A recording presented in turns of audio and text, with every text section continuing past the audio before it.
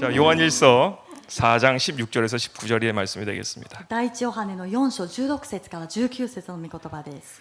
하나님이 우리를 사랑하시는 사랑을 우리가 알고 믿었노니 하나님은 사랑이시라. 사랑 안에 거하는 자는 하나님 안에 거하고 하나님도 그 안에 거하시느니라.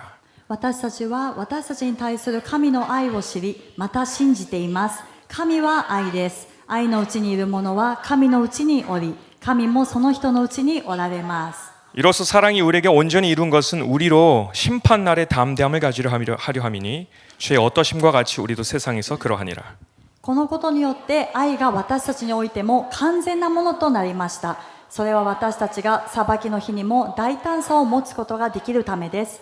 なぜなら私たちもこの世にあってキリストと同じようなものであるからです。 사랑 안에 두려움이 없고 온전한 사랑이 두려움을 내어쫓나니 두려움에는 형벌이 있음이라. 두려워하는 자는 사랑 안에서 온전히 이루지 못하였음이라. 愛には恐れがありません。全き愛は恐れを締め出します。なぜなら恐れには刑罰が伴っているからです。恐れる者の愛は全きものとなっていないのです。 오늘 중요한 메시지는 19절 읽겠습니다. 우리가 사랑함은 그가 먼저 우리를 사랑하셨음이라. 今日の重要なメッセージは19節なんですね。私たちは愛しています。神がまず私たちを愛してくださったからです。 아멘.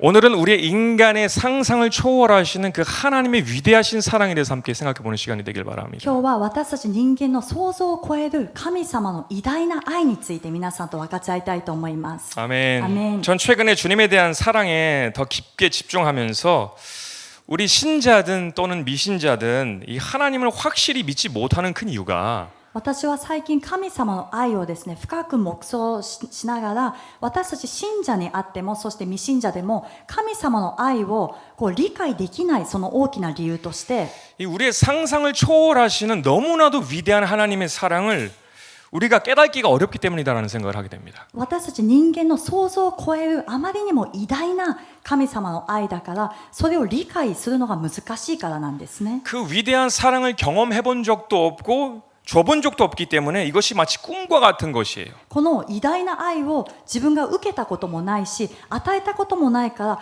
これは夢のような世界の話なんです。 어떤 동화의 이야기와 같은 그런 것으로 나에게는 실제 이 체감이 없는 그런 사랑으로 이야기 때문에 주님에 대한 우리의 믿음을 더 얻기가 사랑에 대한 믿음을 얻기가 어려운 것이죠. ある童話の話のように実際に自分が感じたことのない愛なので信じがたいというふうに思うかもしれません。 어떤 분들은 마지막 때가 되면 될수록 이런 식으로 해석을 하는 경우가 많아 있어요. ある人たちは終わりの時代になるにつれてこの愛をですねこういうふうに解釈する人がいます。 물론 이제 신약에 대한 이야기입니다. この新約のことです。 죄가 너무 많아져서 하나님의 사랑이 인간에 대한 사랑이 식어지게 됐다라는 해석을 하는 분들도 있으세요. このある人たちの解釈は罪がはびこってしまったので神様が人間に対して持っておられるその愛が冷めてしまったというふうに解釈しています。 저는 그런데 어떤 성경을 보면 그게 과연 그럴까라는 생각이 들 때가 있어요. しかし私は聖書の箇所を通してみると果たして本当にそうだろうかというふうに疑問に思うんですね。 로마서 5장 20절의 말씀을 보시면 ローマの5章の20節を見ると 그것에는 이런 기록이 있습니다. こういうふうに書いてあります。 그러나 죄가 더한 곳에 은혜가 더욱 넘쳤나니라는 기록이 있어요. この罪の増し加わるところには恵みも満ち溢れました。 아멘. アメン。 종말의 때가 가까이 오면 올수록 어떻게 보면 하나님의 더 큰 사랑이 강력하게 그 시대를, 그 세대를, 그 인류를 지키고 사랑하신다라는 이야기가 되겠습니다. 終わりの時代本当のこの終わりが近づくにつれてさらに神様の偉大な愛が現れてそしてその愛が私たちを包むということを覚えてください。 그래서 말씀 중에는 온 육체 위에 하나님의 영을 부어주신다라고 하잖아요. 하나님을 알게 하는, 하나님의 사랑을 깨닫게 하는 영을 보내주신다. すべての人の上に神の霊を注ぐというふうに書いてあるんですね。それは神様の愛を悟ることができるようにその霊を与えてくださいます。 아멘. アメン。 점점 어두워지면 어두워질수록 더 큰 하나님의 사랑이 부어진다는 의미가 되겠습니다. さらに暗くなれば暗くなるほどさらに大きな神様の愛が注がれるという意味になります。 그런데 왜 마지막 시대가 되면 될수록 하나님을 믿는 것은 더 힘들어지게 되는가? しかしなぜ終わりの時代になればなるほど神様を信じるということ自体がもっと難しくなるのか。 문제는 사회에서도 가정에서도 심지어 교회에서도 사랑의 행동들이 사라짐에 따라서 그 사랑의 의미를 잃어버리게 되는 것이. 問題はこの社会でもそして家庭の中でもましてや教会の中でもこの愛というのが失われていくのでそれを見出すことができない愛を理解することができなくなっています。 그래서 우리가 성경을 봐도 설교 메시지를 들어도 하나님의 사랑에 대해서는 듣겠는데 뭐 듣고는 있는데 그것을 이해하지 못하는 거예요. ですから多くの人はメッセージでもそして聖書を通しても神様の愛について知ることはできるけれどもこれを自分が理解することができません。 깨닫지 못하게 되면 그 하나님의 무한한 사랑에 대해서 깨닫지 못하면 의심할 수밖에 없는 그런 세대가 더 깊게 온다라는 것입니다. 限りない神様の愛を悟ることができなければ疑いが増えるそのような時代にこれから突入していきます。 우리가 10년 전만 돌아가서 한번 생각해 보길 바랍니다. 皆さん10年前にちょっと戻って考えてみてください。 사회나 가정으로 우리 한번 생각해 볼게요. 그럼- 일반적인 사랑. 一般的な愛ですね、社会そして家庭をちょっと見てみますね。10年前の 동료애라든지 우정이라든지 형제 우애라든지 その同僚に対してまた友情そして兄弟姉妹に対する愛 그 부부간의 사랑이라든지 また夫婦間の愛 심지어 하나님의 사랑과 가장 가깝다라고 여겨졌던 부모와 자녀와의 그 사랑의 모습이 없어졌어요. そして昔は一番神様の愛に近いと言われていたその親子の愛がですね今はもうなくなっています。 오늘 우리가 말하는 사랑은 의미가 완전히 달라졌어요. 나를 위한 사랑이지 상대방에게 헌신적인 사랑이 아니에요. 現代私たちが言う愛というのはもう変わってしまったんですね。自分が犠牲する愛ではなくて自分に何をしてくれるか自己中心的な愛に変わってしまいました。 나를 위한 사랑이지 상대방을 위한 사랑이 아니다라는 거. 그건 사랑이 아니거든요. 自分のための愛であって他の相手のための愛ではない。これは愛ではありません。 이렇게 사랑이라는 진짜 의미가 멸종되어진다라는 것이에요. このように本当の愛の意味がどんどんなくなっていっています。 더 큰 문제는 교회 안에서 하나님의 사랑을 먼저 맛본 자들이 사랑하지 않을 때 마지막 때가 온다라고 했습니다. そしてもっと大きな問題は教会の中で神様の愛を先に味わった人がその愛を流さないときこれが本当の終わりがやってくるんです。 그래서 마태복음 20장에서 사랑이 식었다라는 것은 하나님의 사랑이 식은 것이 아니라 그리스도인들의 사랑이 식어졌다라는 것이에요. マタイの20章に書いてある愛が冷めたというのは神様の愛が冷めたのではなくてクリスチャンたちの愛が冷めたということです。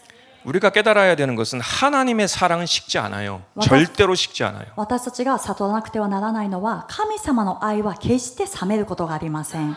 그 사랑을 구현해야 될 우리 인간이 크리스천들의 사람이 이 사랑을 전달할 수 없는 식어져 버리는 그런 세대가 초래하게 될 때 믿지 못하는 세대가 되는 거예요. その愛を大きな愛をクリスチャンが他の人たちに流して教えていかなきゃいけないのに示していかなきゃいけないのにこれができなくなると信じない疑いの時代がやってくるんです。 우리 크리스천들에게 믿음은 매우 중요한 요소입니다. 그죠? 私たちクリスチャンにとって信仰というのはとても重要な要素になります。 근데 성경을 보시면 믿음은 근본적으로 사랑에서부터 비롯되게 되어 있어요. でも聖書をよく見ると信仰は根本的に愛から始まるんですね。 그래서 하나님의 사랑을 알아야지 진정한 믿음이 생기게 되어 있어요. ですから神様の愛を悟った時に本物の信仰を持つことができます。 심리 연구를 통해서 이 애정 결핍을 갖고 있는 사람이 가지고 있는 그 도드라지는 반응이 있는데 その心理学とかでもあるんですけども愛情不足で育った人愛情不足の人に現れるものとして 사람을 믿지 못하는 자연적인 반응이 있어요. その人を信じられ 애정 ない 결핍을 가지고 と 있습니다. いうその愛情不足の人は人を信じられないというその自然の反応が起きてきます。 상대방이 나에게 사랑합니다라고 얘기를 해도 相手が私に愛してますと言っても 아니면 어떤 호의를 베풀어 줘도 あるいは何か好意を持たれても 가장 먼저 드는 반응과 생각이 뭐냐면 一番最初にやってくる思いというのは 왜 나에게 잘해주지? なんで私にこんなによくしてくれるのかな 무슨 꿍꿍이가 있는 것이지? 이렇게 의심을 하는 거예요, 상대방은. 何を思ってこんなことしてるのかなというふうに疑いから入るんですね。 그래서 진정한 사랑을 체험하지 못한 사람들은 상대방을 믿지 못함으로 깊은 관계를 이룰 수가 없어요. ですから本物の愛を持ったことが体験したことがない人は相手を信じることができないのでその愛を自分も持つことができません。 계속 나를 사랑해준다 해도 나는 계속 의심하는 거예요. 그러니까 가까워질 수가 없는 것이죠. ずっと愛してる愛をくれたとしても自分は近づくことができないんですね。ずっと疑いを持っているからです。 그러나 반대로 사랑을 많이 받고 자란 사람들은 과하다 싶을 정도로 잘 믿어요. でも反対に愛をたくさん注がれて育った人はやりすぎじゃないかというくらい人を信じます。 의심을 하지 않아요. あんまり疑わないんです。 이건 자랑은 아니지만 これはいいことかどうかはまあほっといておいて、 제 자랑은 아니지만 私の自慢ではないですけど、 제가 한 번씩 우리 와이프를 놀릴 때가 있어요. 私がたまに妻をからかう時があるんですね。 내가 뭐 이런 일을 했어. 私ねこんなことしたんだよ。 깜빡했어. あれ忘れちゃった。 그럼 다 믿어요. そしたら全部信じてます。 진짜? っていう反応するんですね。 그러니까 사람을 믿는다라는 거예요. 믿어주는 내 무슨 말을 하든지 다 だから 믿어준다라는 何 거예요. を言っても全部信じている人がいます。 근데 요즘에 너무 장난을 많이 치다 보니까 잘 안 믿어줘요. でもあまりにもからかって冗談言い過ぎたからちょっとずつ疑われ始めました。 ちょっ 조심하겠습니다. と気をつけてます。 근데 이것이 아주 성경적인 원리예요. 사랑을 받게 되면 믿게 된다라는 거예요. でもこれ 사랑을. はとても聖書的な原理であって愛を受けるならば信じるようになるということなんです。 하나님께서는 다른 종교와 다른 것이 가장 먼저 된 것이 무엇이냐면 神様が他の宗教とは違ったものは何かというと 종교는 사람을 믿어라고 강조를 해요. 맹신을 요구해요. 宗教は信じなさいというふうにもうこれは強要するんですね。 절대적으로 그냥 단지 먼저 믿어야 돼요. もうとりあえずとにかくいいから先に信じなさい。 하늘에 계신 신에 대한 인간에 향한 열정이자 하나님 신께 인간이 나아가는 거예요. だからその하늘에 있는 神々にですね人間が先に出ていかなくてはなりません。 아무것도 보이지 않아도 인간이 그냥 믿어야 돼요. 何にも 맹신적으로. 見えない何にもないけれども人間が先に信じなくてはなりません。 그러나 우리 기독교가 다른 종교와 다른 것은 で 무엇이냐면 も私たちクリスチャンがキリスト教が他の宗教と違う点は何かというと 우리 또한 하나님을 믿어야 되지만 그 믿기 전에 우리를 먼저 사랑하신다라는 거예요. 私たちもまた神様を信じなくてはならないんですけども私たちが信じる前に神様が私たちを先に愛されたということです。 사랑을 주시고 먼저 호의를 베풀어 주셔서 그것을 통하여서 믿게 하신다라는 거예요. 愛をくださって好意を示してくださってこれを通して私たちは神様を信じることができるようになります。 그 사랑은 에덴 동산부터 시작해서 오늘 우리에게까지 수천 수만 가지의 사랑의 모습으로 우리에게 전달되어지고 있습니다. 믿을 수 있도록. その姿その愛というのはエデンの園から始まって今日に至るまでもういろんなことを通して私たちに伝えられてそして示されてきました。 아멘. アメン。 그리고 오늘 본문의 말씀의 가장 핵심은 유일하신 하나님의 아들을 우리 위에 주심으로 そして今日の御言葉の中心的な部分というのは唯一の神の御子であるそのイエス様を私たちに与えてくださったことで 자신의 사랑을 우리에게 완전하게 증명하신 것이에요. その父神様の愛を私たちに完全に示してくださったことです。 아멘. 먼저 우리에게 믿으라라고 말씀하신 것이 아니라 그 사랑을 주심으로써 그래도 너희가 믿지 않겠어라고 말씀하시는 まず 거예요. 私たちに信じなさいというふうに来られたのではなくてその愛を私たちにくださったことで信じるかいとやってきてくれたんです。 그래서 우리 하나님은 정말 인격적이고 너무나 젠틀하신 그런 하나님이시다라는 거. ですか 살아계신 ら 하나님. 私たちが信じている神様は本当に人格的でとてもジェントルな生きておられる神様です。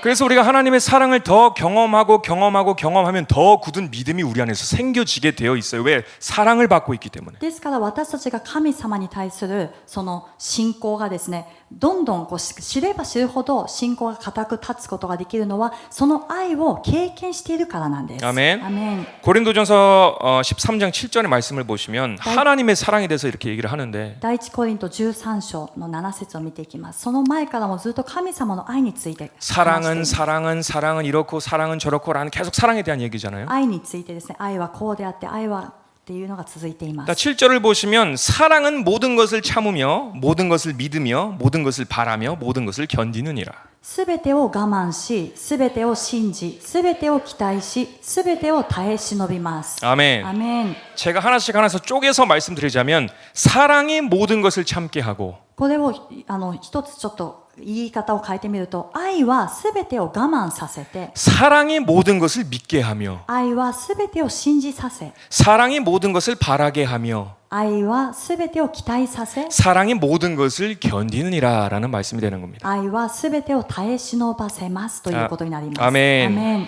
이런 하나님의 사랑이 있어야지 참된 믿음도 참된 소망도 우리 안에서 생겨날 수가 있어요. 그 사랑이 내 안에서 느껴질 때. このように神様の愛があるときに本物の望みも本物の信仰も私たちの内側から湧き出てくるようになります。なぜならその愛を知っているからです。 아멘. アメン。 그래서 사도 바울은 13절에 이런 아주 중요한 말씀을 하죠. 使徒パウロは13節に重要なことを言っています。 그런즉 믿음, 소망, 사랑 이 세 가지는 항상 있을 것인데 그 중에 제일은 사랑이라라는 말씀입니다. こういうわけでいつまでも残るものは信仰と希望と愛です。その中で一番優れているのは愛です。 아멘. アメン。 사도 바울이 말하는 것은 사랑이 있어야지 진정한 믿음도 있고 진정한 소망도 있다라는 것이에요.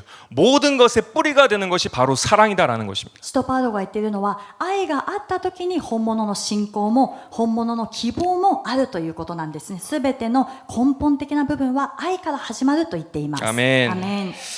제가 안타깝게 여기는 것은 신자 중에서도 이 하나님의 사랑에 대한 바른 이해가 없을 때 여러 가지 문제들이 생겨요. このとても見ていて悲しいのはクリスチャンの中でも神様に対する正しい愛の悟りがない時にこう見ていてこう悲しいことが起きるんですね。 그래서 롤러코스터처럼 좋을 때는 막 올라갔다고도 갑자기 막 떨어져요. ですからそういうクリスチャンはローラーコースターに乗ってるみたいに良い時は上に上がってそして突然下にガクンと落ちていきます。 저도 과거에 스스로 만들었던 잘못된 하나님의 사랑에 대한 관념 때문에 여러 고생을 한 적이 있습니다. 私も以前過去にですね自分が誤って作っていた神様の愛のこと愛をですね持って自分も苦しんだ時期がありました。 여러분도 혹시 이런 딜레마에 빠지지 않았는가 한번 생각해 보시길 바랍니다. 皆さんもそういうジレンマに陥ったことがないか考えてみてください。 하나님의 사랑을 하나님의 사랑으로 받아들이지 않고 인간적인 사랑으로 잘못 해석할 때 일어나는 일들. それはどういうことかというと神様の愛を神様の愛として正しく受け入れるのではなくて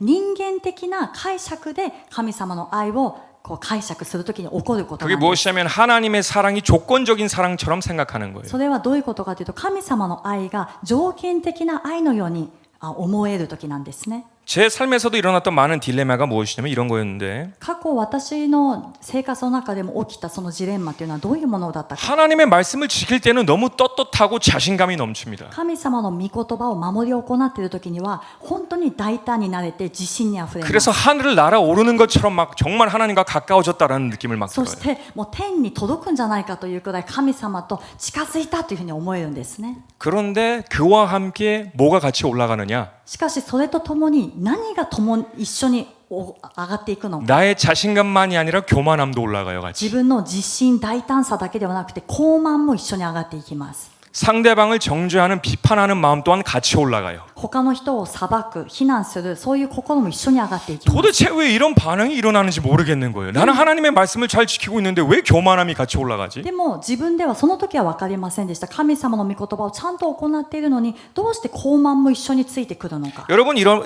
딜레마를 겪으신 적 없으십니까? 皆さんもこういうジレンマあったことありますか？ 또 하나님 앞에 실수를 범할 때는 완전히 떨어져요, 그냥. そして逆に神様の御前で失敗してしまったらもう完全に落ちてしまいます。 완전 빛을 지고 있는 채권자처럼 막 하나님 앞에 나아가는 것이 너무 두려워요, 싫어요. もう神様の御前に出ていくことが怖くてたまらないんですね。 그런 자괴감에 빠지면서 또 주위에 사람들도 있잖아요. でそういう自責の念にやられながらも周りの目というのもあります。 아무 일도 없는 척해요. 何事もなかったかのように 아, 의로운 척해요. 偽人のように 온갖 위선이란 위선의 마스크를 다 끼고 있어요. すべてのあらゆる偽善というマスクを全部顔につける。 이것이 많은 크리스천들이 가지고 있는 딜레마예요. 근데 어디서 오는지를 몰라요, 이 これ 딜레마. が多くのクリスチャンが抱えているジレンマなんですね。でもこのジレンマがどこから来ているのか分かりません。 하나님의 말씀을 지켜도 교만해지고 神様の御言葉を守っても高慢になるし 비판적이게 되고 批判的になるし 또 말씀을 못 지키면 못 지키는 대로 자괴감과 위선에 빠지고 そして御言葉を行えなかったら行えなかったで自責の念とそして偽善に陥っていきます。 왜 이런 반응들, 왜 이런 열매들이 나타날까요? 그 이유가 무엇일까요? なぜこういう反応、なぜこういう実を結んでしまうのか。 나중에 알게 된 원인은 하나님의 사랑을 바르게 해석하지 못해서 이런 결과들이 나타나는 걸 それ 알았어요. で分かった原因というのが神様の愛を正しく悟れていないからこのようなことが起きているということなんです。 하나님의 사랑을 조건적인 인간의 사랑으로 잘못 해석하는 나쁜 신앙관념에서 일어난다는 걸 そ 알았어요. れは神様の愛を人間的なその条件的な愛として解釈してしまうところから始まる問題なんです。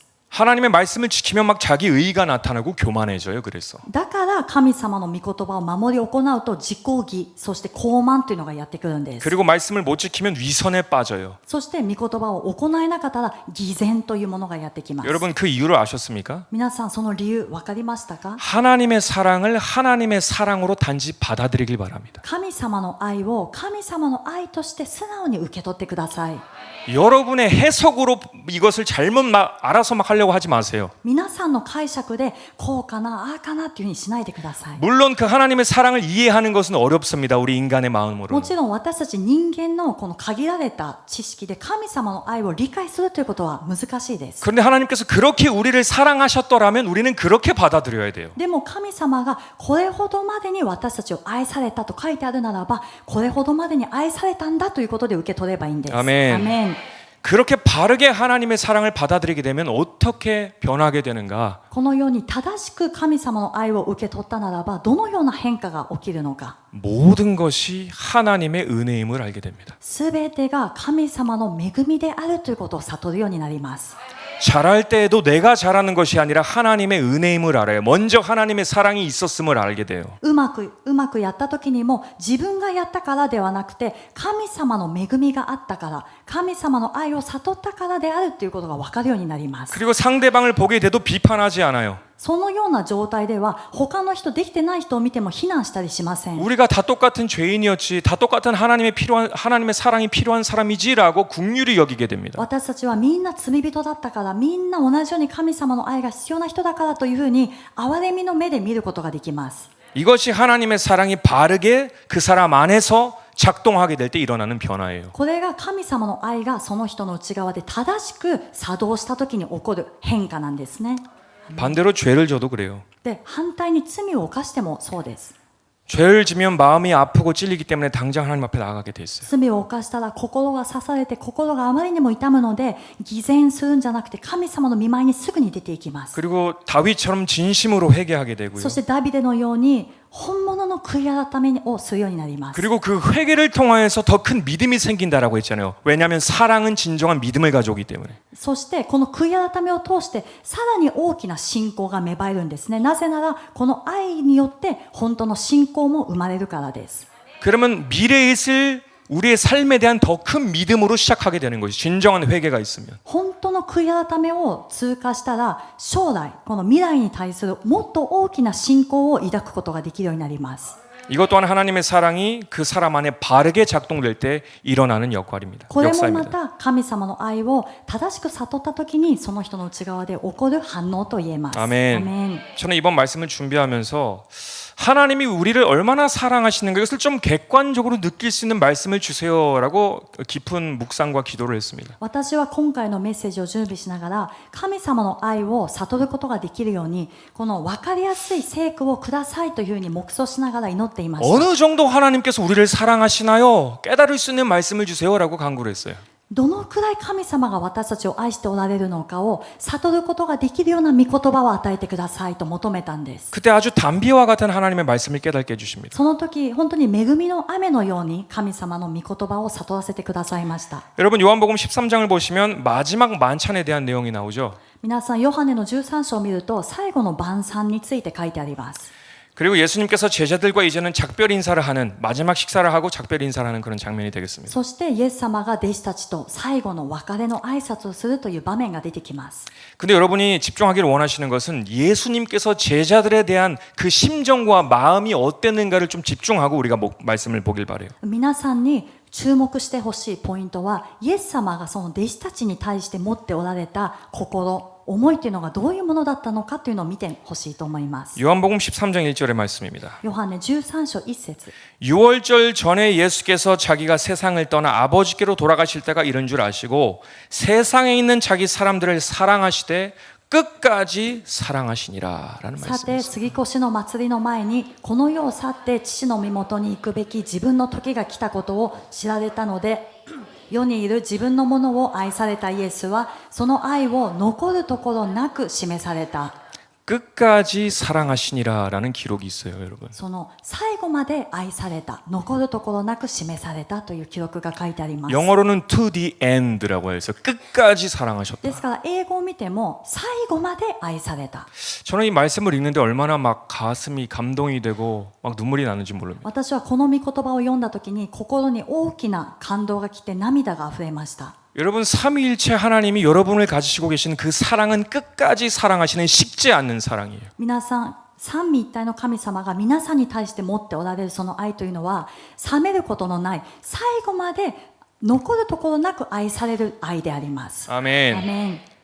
예수님은 이 제자들이 어떻게 할지 다 알고 계시잖아요. イエス様は弟子たちがどうなるか全部ご存知だったんです。 제자들은 겟세마네 동산에서 다 도망가게 될 거고 で弟子たちはゲッセマネの園でみんな逃げてしまいます。 그 수제자였던 베드로마저도 예수님을 부인하고 떠나가잖아요. 愛弟子だ 저주하잖아요. ったペテロでさえもイエス様を否定して呪って逃げてしまうんです。 그런데 끝까지 사랑하셨어요. でもイエス様は最後まで愛されました。 근데 이 말씀이 저에게는 핵폭탄처럼 내 마음을 완전히 가루가루로 만들어 놓고 겸손하게 만든 것은 で 무엇이냐면 もこの御言葉を通してこの核爆弾のように私の心を粉々にして完全に謙遜に作られたこの御言葉は何かというと 예수님께서 끝까지 사랑하신 제자들은 11명이 아니에요. イエス様が最後まで愛された弟子たちは11人ではなかったんです。 가론 유다까지 12명 전부 끝까지 사랑하셨어요. イスカリオテユダを含めた12人すべての弟子を最後まで愛されました。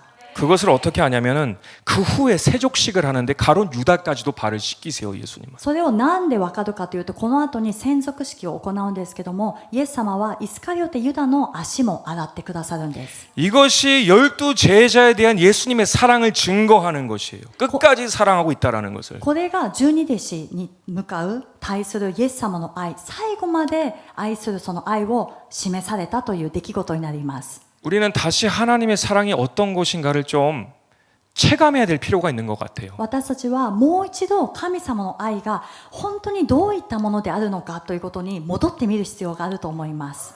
예수님의 고백 속에서는 바로 이런 음성들이 들리더라고요. イエス様の告白の中ではこういう言葉が聞こえるような気がします。 은 30냥에 나를 팔아버릴 너. 銀30で私を売ってしまうあなた。 그러나 내가 사랑하는 너. 그래도 내가 사랑하는 제자. 私が愛する弟子よと。 겟세마네 동산에서 내게 입을 맞추며 나를 팔아버릴 너. ゲッセマネの園で私に口づけをして私を売ってしまうあなた。 그러나 내가 사랑하는 제자 가룟 유다야. それでも私の愛する弟子イスカリオテユダよ。 그조차도 끝까지 예수님은 사랑하셨다라는 거예요. 彼をもイエス様は最後まで愛されたんです。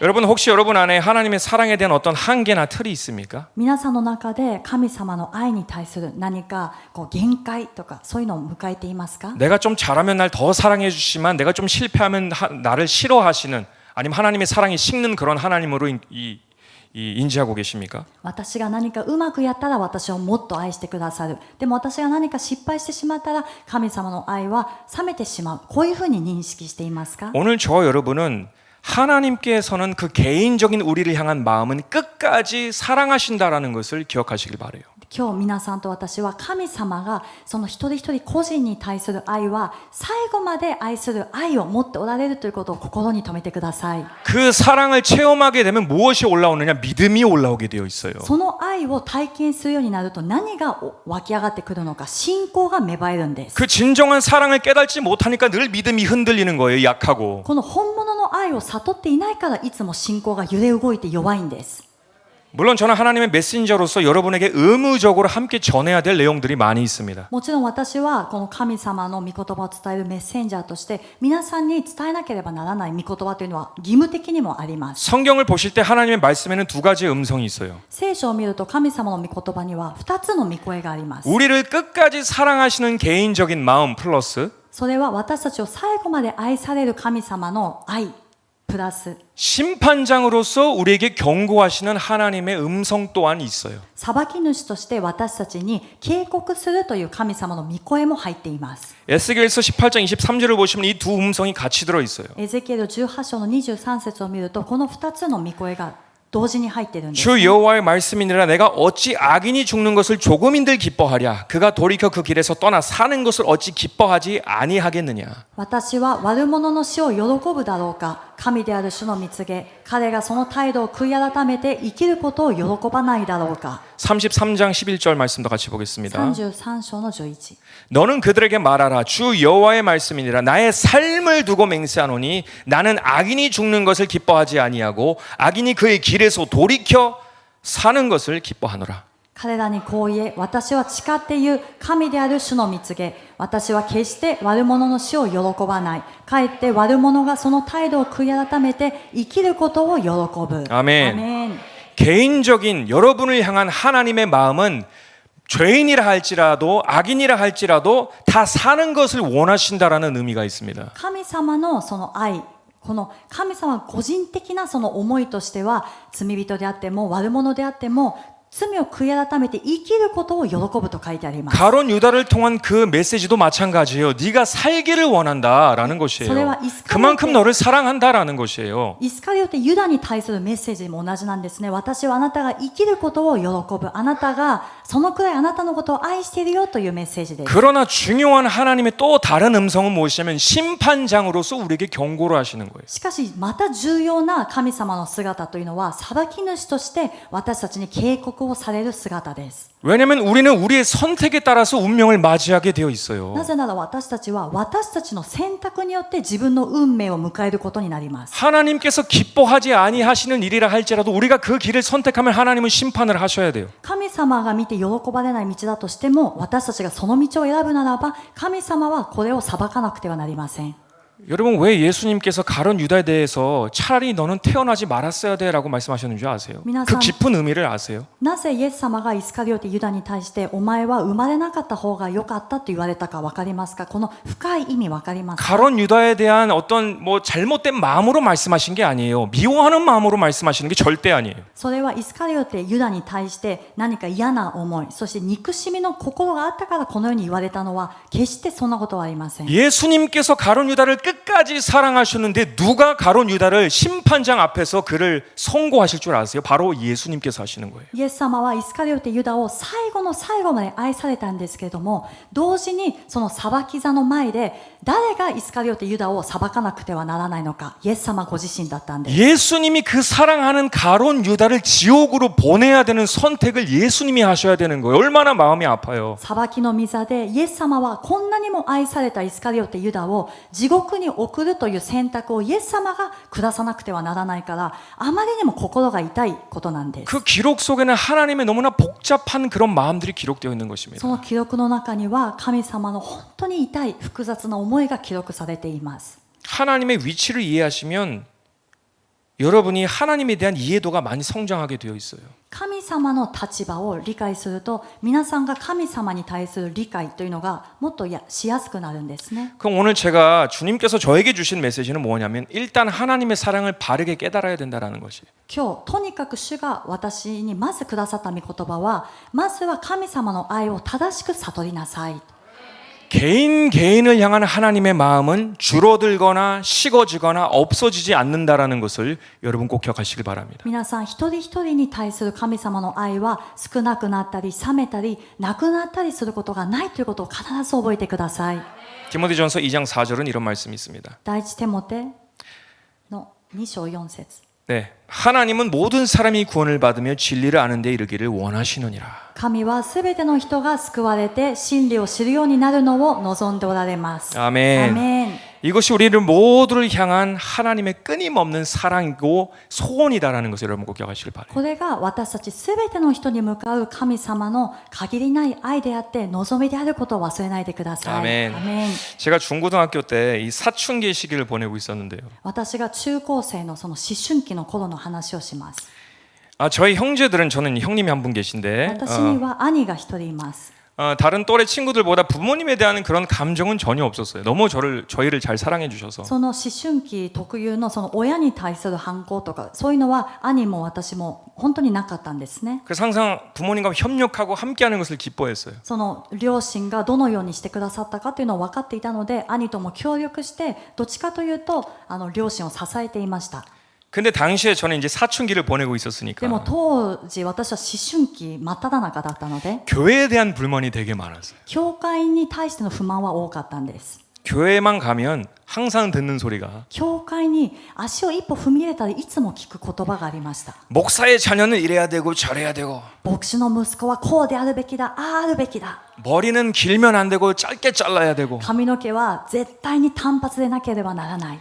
인사는 대충 하면 안 되고 90도로 인사해야 되고 挨拶は適当な挨拶ではなくて90度の挨拶をしなければならない。 근데 자기 자녀들은 이렇게 で 인사하는 も自分たちの子供たちはこうやってやってます。 목사 자녀이니까 해야 되는 그런 꼬리표들이 많이 있었어요. その牧師の子供だからやらなくてはならないというのを枠にはめようとしているのがたくさんあったんです。 그 주일도 이런 얘기를 엄청 들었어요. でその週もこんなことをたくさん聞いたんですね。 어린 마음에 뭐 화가 났어요. もう幼い心に怒りが燃えてきました。 부모님한테는 차마 얘기를 못 하고 でも両親にはそれは言えなかったんです。 작정을 했습니다. 決めたんですね。 월요일 아침에 부모님께 편지를 하나를 딱 썼습니다. 月曜日の朝、両親に手紙を書きました。 사랑하는 아버지 어머니, 愛するお父さんお母さん、 저를 사랑하시고 길러주신 것 감사합니다. 私を愛して育ててくださったことを感謝します。 그런데 교회 생활이 저에게 너무나 벅찹니다. でも教会の生活が私はもうやってられません。 제가 독립하지 않으면 계속 교회를 나가야 되니까 私はここで独立しなくてはずっと教会に行かざるを得なくなるので 정신이 어떻게 될 것 같습니다. どうにかなってしまいそうです。 그리고 마지막 세리프가 있잖아요.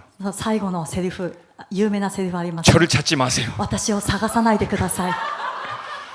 편지를 쓰고 책상 위에 딱 놓고 네, 옷 몇 개랑 で手紙を書いて机の上に置いて服何枚か 그리고 이제 학교로 이제 갔어요. 수업하러 갔어요. でそれを入れて学校には行かなきゃいけないので授業に向かいました。 그리고 학교 수업이 끝나고 나면 이제 미리 친구 집에 연락을 해놔서 그 집으로 가려고 했어요. でその授業が終わって下校したらもうあらかじめ友達に連絡していたのでその友人の家に寝泊まりしようとしたんですね。 근데 여러분 경험하신 분들은 아시겠지만 でも、皆さんやったことある方はわかるかもしれません。 수업이 하나씩 끝나가는데 마음이 100kg씩 더 무거워지는 것 같아요. で授業が一つ二つと終えていくにつれて心がですね100キロの重みがこう積み重なっているようになっていったんです。 아, 내가 없으면 부모님 마음이 어떠실까? 막 私 생각이 들어요. がいなくなったことを知った両親の心はどうなるのかな。 아, 교회에 내가 해야 하는 봉사도 많고 찬양 인도도 해야 되는데 이걸 누가 다 해? 教会には私がやるべき奉仕、賛美リードもやんなきゃいけないのに誰がやるのか。 이런 마음들이 막 내 안에서 막 무겁게 오는 거예요. でこういう心が自分の心の中ですごく重くのしかかってきたんです。 나중에 이 감당이 안 되니까 빨리 돌아가야겠다 집으로 あ 끝나자마자. もうダメだ、もうこれは耐えられない、下校したらすぐ帰宅しようと思ったんですね。 그래서 빨리 돌아가서 그 편지를 없애버리고 네. 아무것도 없었던 것처럼. で早く帰宅して両親が手紙を読んでいないということを想定してそれをなくしてなかったことにしよ 근데 여러분 이 상황을 한번 그려보세요 う。 머리로. 皆さん頭でちょっとこの状況を思い浮かべてみてくださいね。 오레곤은 항상 비가 내려요. 주룩주룩 내려. アメリカのオレゴン州はもう常に雨です。もうずーっと雨です。 그래서 그날도 부슬부슬 비가 내리고 있고 땅은 물로 그러니까 비로 흥건해요. でその 아스팔트가. 日も雨が降っていたのでアスファルト地面は濡れていました。 아파트 입구 쪽으로 서서히 들어가는데 私が家に近づいてこの住宅街に入っていった時 어디서 크게 엉엉 우는 소리가 들리는 거예요. 泣き声が聞こえるんですね。 아 불안해지는 거예요. 不安でたまりませんでした。 아 혹시 편지 보셨나라는 생각이 もしかして手紙をもう読んでしまったのかな。 조금 더 아파트 안으로 들어가 보니까 もうちょっとこのアパートの方に入っていくと 저 이름을 부르시면서 엉엉 우시는 거예요. 私の名前を呼びながら泣いている声が聞こえます。 현웅아 계속 막 울고 ずっ 계시는 거예요. と私の名前を呼んで泣いているんです。 보니까 신발도 신지 않으신 채 で見たら靴も履かずに 맨발로 나오셔서 어디로 찾아가야 될지도 모르니까 막 서성이고 계시는 거예요. 막 이쪽으로. 裸足でどこに探しに行けばわからないからもうその入り口でずっとこっち行ったりあっち行ったりしているお母さんの姿が見えました。 전 평생 그 상황을 죽을 때까지 잊지 못할 것 같아요. 私はきっと一生この目に焼き付いた光景を死ぬまで忘れないと思います。 저를 보자마자 달려오셔서 저를 안으시고 그 자리에서 계속 우셨어요. 私を見た瞬間走ってきて私を抱きかかえてその場で泣き崩れてしまいました。 집에 돌아가서도 다시는 떠나면 안 돼, 다시는 떠나면 안 돼, 계속 그 말씀만 하시더라고요. そして家に帰ってからももう二度と出てはいけないよ、出て行ってはならないよっていうことを言われたんですね。 저에게는 그때가 비록 어린 나이였지만 뭘 깨닫게 됐냐면은 私はその時幼い年齢だったんですけども、何を悟ったかというと、 신앙관에 대한 새로운 배움을 얻게 되었어요. 그 この 자리에서. 信仰というものの新しい学びというのを悟ったんです。 신앙생활은 의무로 할 수 있는 일이 아니에요. 信仰生活は義務感でできるものではない。 어떤 저 멀리는 목적을 위해서 잘할 수 있는 것이 아니에요. 何か遠くに目に見えないもののためにただがむしゃらに走るということではありません。 그렇게 신앙생활을 하게 되면 금방 시험 들어요. そのように信仰生活を始めるとすぐにつまずきます。 금방 그만두고 싶어요. すぐやめたくなります。 내가 왜 이런 질문만 생겨요. なんで私がという質問しか生まれません。 그러나 우리를 향한 하나님의 참 사랑을 내가 발견하게 되게 되면 しかし私に対する神様の本物の愛を発見するようになると、 그 사랑이 내 뼛속까지 골수까지 내 가장 깊은 영혼까지 체험되게 되면 その愛が自分の中に、そして骨髄の中にも、そしてその分かれ目を通してその中に入って体験するようになると、 그때 나는 그 사랑을 위해서 살고자 하는 사람이 되는 거예요. そうすると私はその愛のために生きようという人になるんです。 이것이 소위 거듭남을 의미합니다. 다른 사람이 되는 거지요. 그 사랑으로 인해서. この瞬間が生まれ変わる人、別人になるという意味になります。 끝까지 여러분을 사랑하시는 하나님을 잊지 마시길 바랍니다. 最後まで皆さんを愛しておられる神様を決して忘れないでください。 그 사랑을 체험해야지 내 삶이 변화지게 되어 있어요. その愛を体験するようになると私たちの人生は変わるようになっています。 내 가치관이 변합니다. 私の価値観が変わります。 나의 삶의 방식이 변합니다. そして私の生活の方式が変わっていきます。 우리가 하나님을 사랑함은 그가 먼저 우리를 사랑하셨습니다. 私たちが神様を愛するのは神様がまず私たちを愛してくださったからです。アメン。 그 기록을 그 약속을 절대 잊지 마시고 우리 또한 하나님의 사랑으로 인해서 신앙생활하시는 저와 여러분 되시길 축복합니다. その記録された言葉、そしてその愛を忘れないで、私たちもまた神様の愛を持って信仰生活していく私たちになりましょう。 우리 같이 기도하시죠.